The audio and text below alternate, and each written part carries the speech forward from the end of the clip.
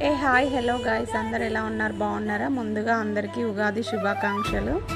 మేమైతే ఎలా చేసామో సెలబ్రేషన్ అయితే చూసేయండి.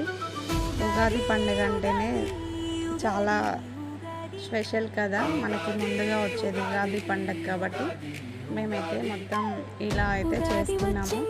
ఇంకా మీరు ఎలా చేసుకున్నారో ఉగాది పండుగ మాకు కామెంట్ బాక్స్లో అయితే కామెంట్ చేసేయండి ఫ్రెండ్స్.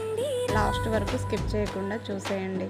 మామిడి తోరణాలు ఊగిందిరా, మన ఊరంతా పండుగ అయిందిరా.